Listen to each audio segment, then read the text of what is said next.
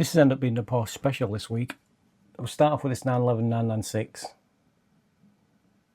Looks fairly standard until you look at the interior.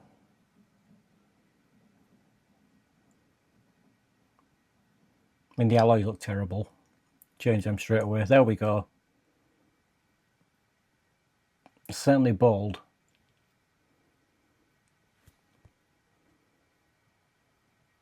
Them alloys look terrible.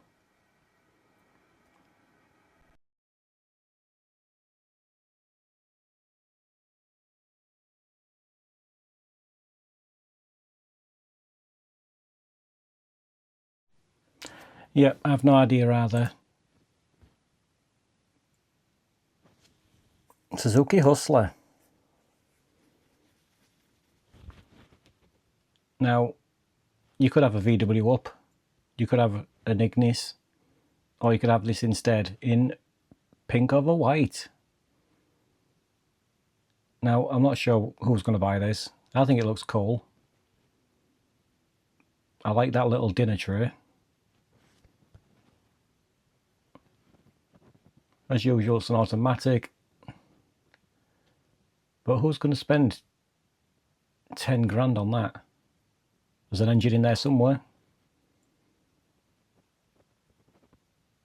I mean, you can get a lot of city cars for 10 grand.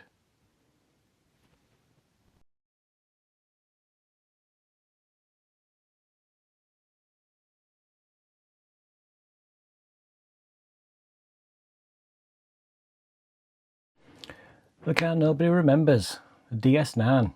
And I think this is the cheapest one ever available.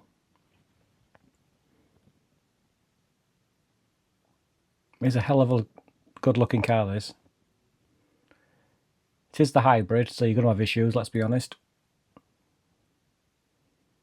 But that is a nice little way to waft down the motorway.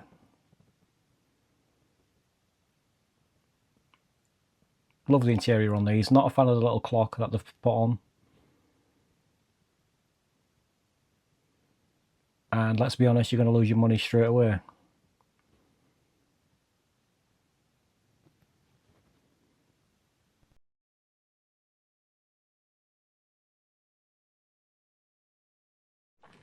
Hello, can I have the world's ugliest car, please? Of course you can. Oh, and also it's a category S.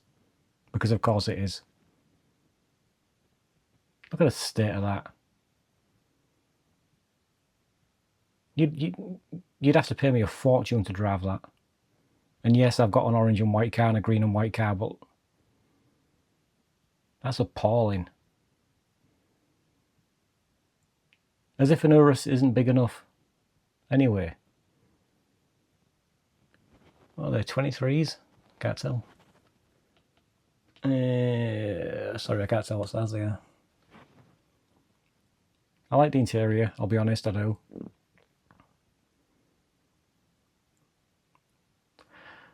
Lovely orange peel as well.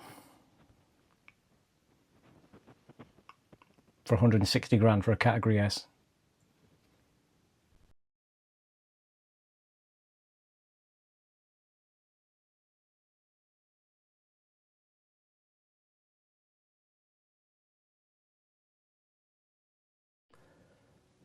This is more like it. A Quadrifoglio GTA M. One of 14.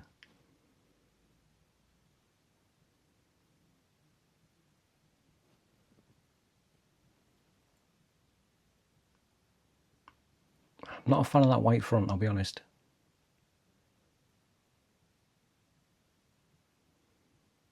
But if you want a nice little car to go to the shops, why not spend 200 grand on an Alfa Romeo?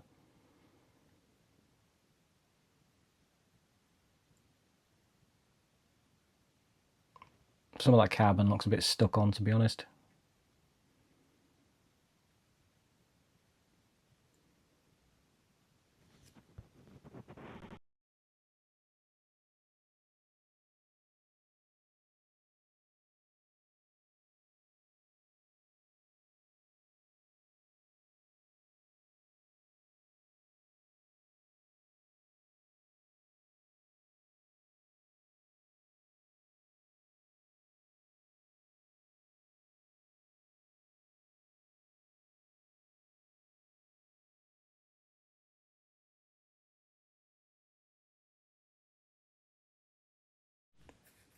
This is more sensible, he says. BMW 760 Li, for just over 20 grand. It's been debadged, so you can't sell, apart from the quad pipes. Hell of an interior. Yes, it's going to go wrong, and it's going to cost you 20 grand to get it fixed. That's going to be a nice way to sit on the hard shoulder of the M1, waiting for the AA. I dread to think how much this was brand new.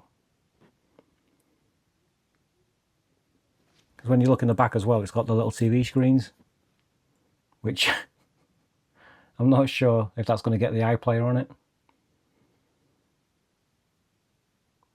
See, that looks a bit crusty now, that, to be fair. Again, a great car to waft about, and there's an engine under there. You don't need another car. That's the only car you need. Low mileage as well. 70,000.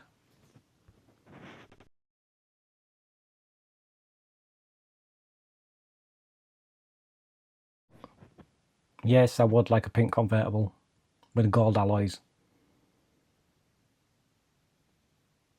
Not a fan of the red seats, but that looks absolutely epic.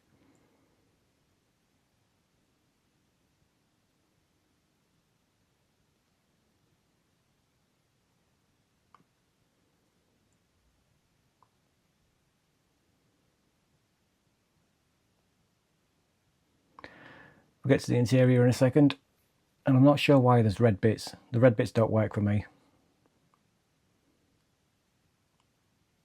I know it's a pink car with the gold alloys, but it does clash with that stupid red interior.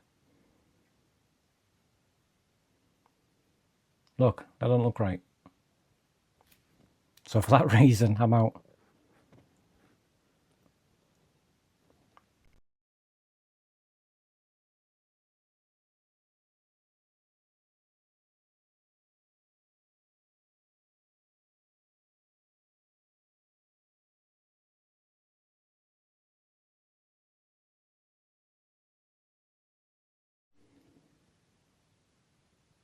Finally this week, yeah, it's another Porsche, and it's another one with a weird colour combination. This one is left-hand drive. It is a Turbo S, and you can have a sneak peek there with the interior.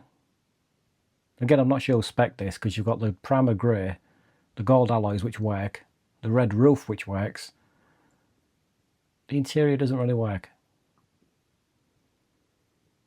That is a very strange colour combination.